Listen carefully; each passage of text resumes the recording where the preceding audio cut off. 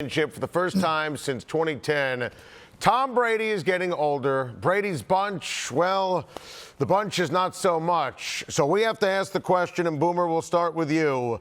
Tom Brady, what's the next move? You know what? I see a mass exodus coming in New England. I think Josh McDaniels is gone, and I think Tom Brady is going to be gone. And I wouldn't be surprised to see him in a Charger uniform. I don't see any other team where he would fit. Maybe L.A. because do the whole LeBron thing. There's more out there for you. You're from California. Maybe Giselle would feel more comfortable out there. And again, this is all speculations. I'm trying to predict the future, which is almost impossible in the NFL these days. But here's the one thing I do know. I listened to Bill Belichick talk on Sunday, and he said one man doesn't make a decision for a football team. And that means no matter how great you are, no matter what you've done, you're not making the decision. We collectively are making the decision. I'm with Robert Kraft. I'd rather see him retire than go play somewhere else. But if he wants to play and somebody is going to give him $60 to $70 million for a couple of years, God bless him, because the Patriots aren't going to pay him that.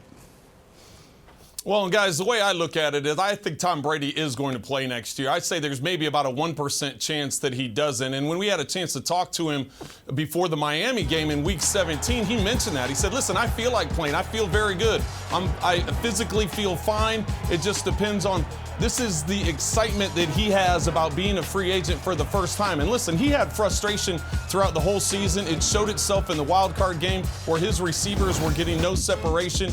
Guys weren't open for him. Think about Tom Brady and how he threw over the previous 16 years. Everything was timing type throws. It was getting the ball out of his hands quickly, having some separation.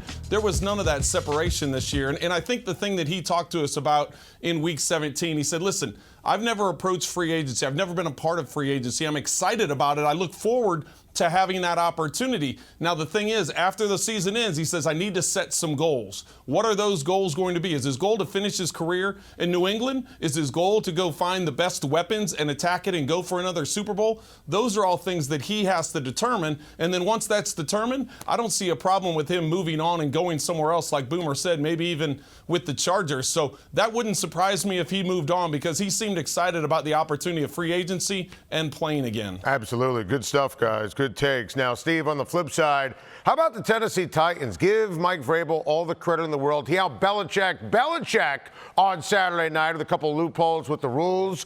Derrick Henry was great. The punting situation was great. Ryan Tannehill made clutch throws. What did you see out of the Titans? Well, you got the credit right. I think it starts with Mike Vrabel. He did out Belichick, and nobody has more experience dealing with Belichick than Mike Vrabel as a player. Learned a lot from him, I'm sure, and he knew kind of the formula to go in there and beat it. Derrick Henry had to be the key now. 182 yards rushing, 204 total yards.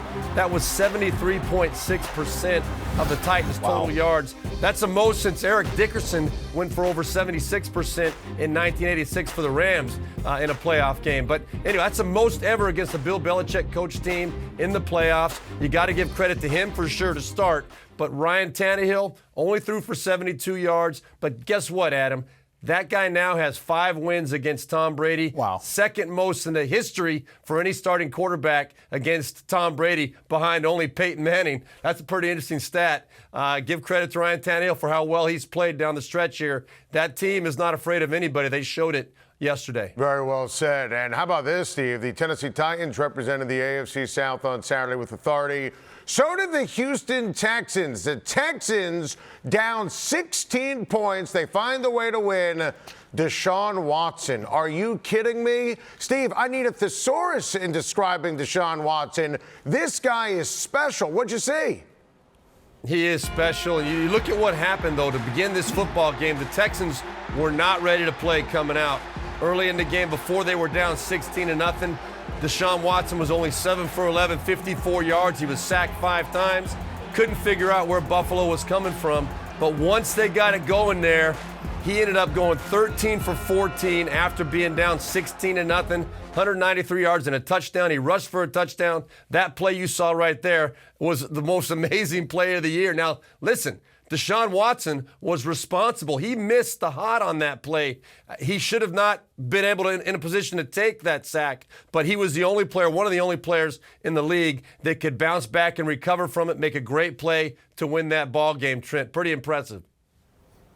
It was very impressive, Steve. And like you said, it really came down to the second half because the first half, that offense wasn't doing anything. They obviously were shut out in the first half. And then the numbers, as you stated, that he put together in the second half and overtime just goes to show you the type of player that he is. He can extend plays. As you said, missed the hot on this play right here, was able to get it out, and they end up picking up the first down.